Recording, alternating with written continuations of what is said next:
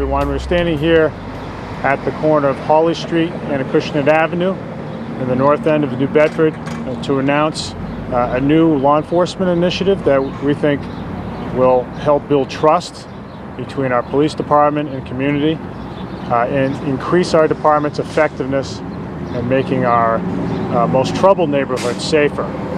So we're standing here in the lower north end, the near north end as it's often called, because this is an area that is up and coming. It has seen better days, it has seen worse days, but it is heading in the right general direction with lots of infrastructure investment, particularly from here down to Coggeshall Street, and with its proximity to the water, with all the investment going on there, we see this area is having a great deal of potential in the years ahead to lead a resurgence of the entire north end.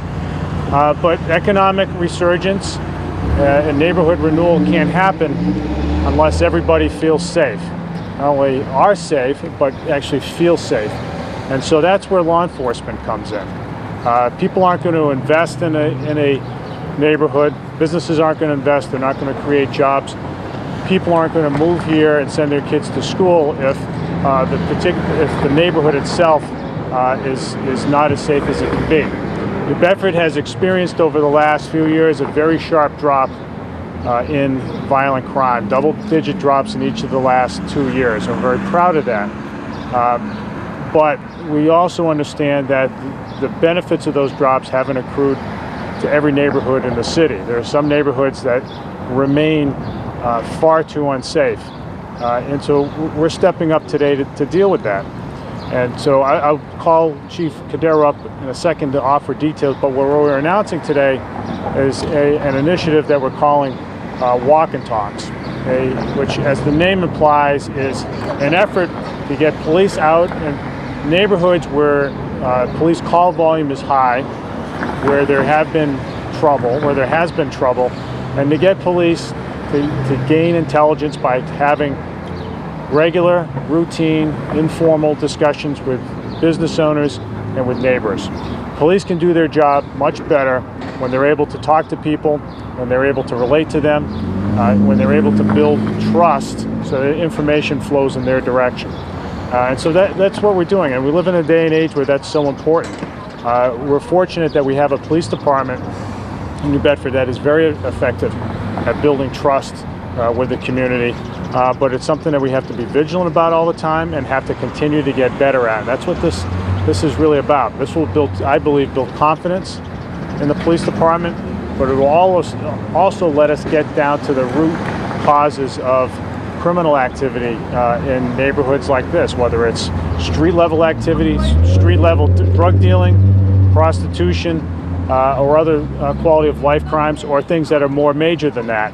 It's all the same in the sense that police need to be working on it, and they can only work on it effectively if they have good information and good connections with the neighborhood. So I want to thank Chief Cordeiro for coming up with this idea. I think it's a very effective one that we are going to roll out in a number of places in the hot spots around the city, especially now as the weather's getting warmer. And look, this is all part of the police department that he's building right now. And so without any further ado, I want to call up Chief Joe Cordeiro, who's doing a fabulous job, and this is just another sign of his efforts to build a police department that works effectively with everyone in our city. Chief. Thank you, man. Good afternoon, and welcome to our great city in New Bedford here, and taking time to give us an opportunity to present this new initiative. I go to a lot of neighborhood meetings, both as chief and before as a captain downtown. What I keep hearing from the community is, why can't we have beat officers back on the street like we used to 30, 40 years ago? So, and that's what we're here to talk about exactly today. We're going to take the traditional beat officer principles. We're going to infuse that with our community policing philosophy and operate on the modern day policing challenges. The idea is to get our police officers out into these hot spots, give us the opportunity to communicate with the community, build on our relationships, and give the community an opportunity to communicate to us what their needs are, what their concerns are, quality of life issues, crime.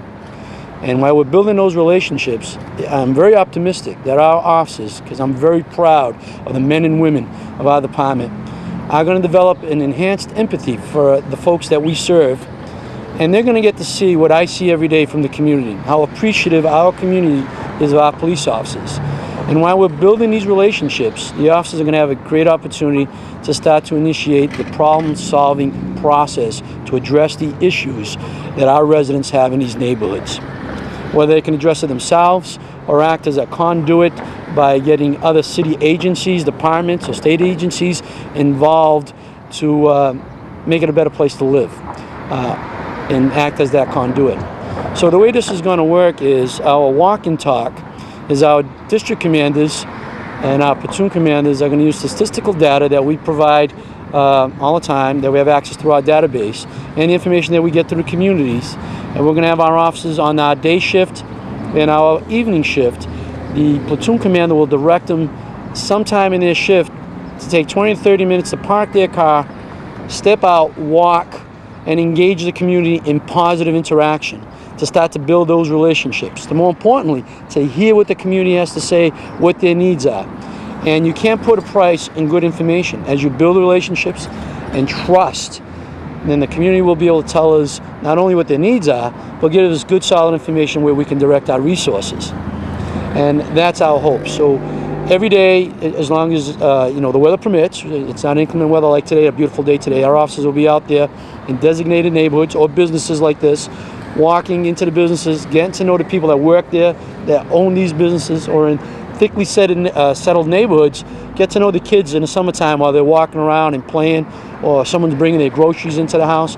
Get to engage them in a conversation and build those relationships, which is crucial for us to truly become a city of one, where the city, the community, and the police officers are working together collectively to bring this city to where we want it to be. It's a great city, but to get it where our residents are happy and living a peaceful and tranquil life, that's where we're moving to, a lifestyle.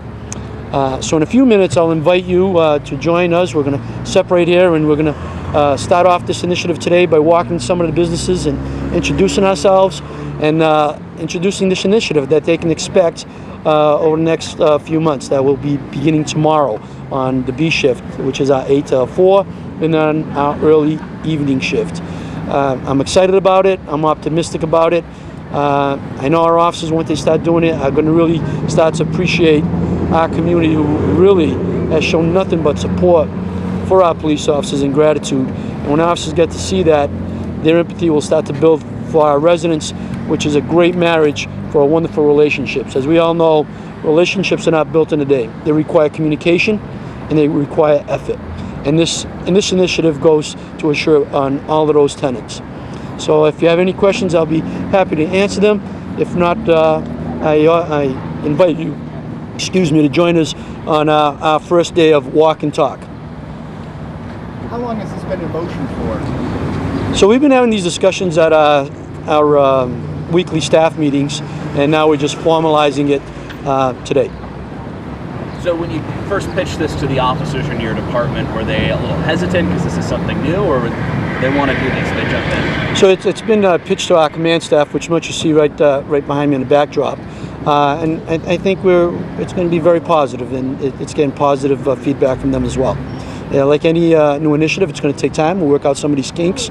We'll like to be there every day, but we know volumes, calls for service, the volume, and sometimes inclement weather or large events will prevent us from being there.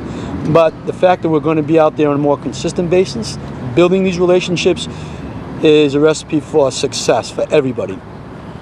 Is there any evidence of this in past other towns or municipalities? Right, I do know of some other agencies that do a similar program, which they've had some success. But hearing the community say this all the time, not only for the last year, but previous meetings that I've been going to for the last 11 years, this is a constant hear all the time. I wish we had beat officers. I wish we had walking beat officers. The reality is, under modern policing, because of all the specialization and the requirements and the technicalities of policing, we just don't have that ability to have somebody walking the beat all the time. So this is the best way, I think, that we can infuse that into the recipe. We take traditional beat officer principles, infuse it with our community policing philosophy, and work it within our modern policing challenges. I think is the best way we're going to try to do it. there anybody in the department, in the police force who are against it, or anybody who was all for it? Well, I'm sure you know, when you have a large organization, there's always going to be someone that's not going to be a fan. But I hope over time that we'll have more fans of it as they begin to practice in it. Anytime you have a chance, you know, human behavior is change is not always the easiest thing to take. But I think when we start to practice it, I think it's going to make officers feel good and reassure that their mission of policing by the feedback they're going to get from the community. Which locations in the city should be aware and kind of know that this is kind of coming? So this is going to be a citywide initiative. We have 3 uniform districts, so our district commanders will start rolling this out in pockets of their neighborhoods. But every district has units divided by subunits by an officer that has that motor patrol area. So every one of these areas will be experiencing this initiative. You know, years ago, when you have technology, there's always pros and cons, right? So when we moved to motor patrol, there's a really good pro to that. We have rapid response. But what we lost was that intimacy with the community. We're zipping by, we're not hearing what's going on out of our windows. We're not walking and taking that moment to talk to people because we're in that rapid response. So to answer your question, you'll be in every sector of the city. Well, no more questions. Thank you very much. I offer you to join us in our first initiative on this walk and talk. Thank you.